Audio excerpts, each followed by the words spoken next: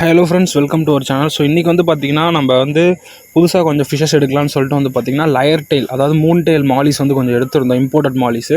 So இது sunset மாலின்னு சொல்லுவாங்க, sunrise மாலின்னு சொல்லுவாங்க.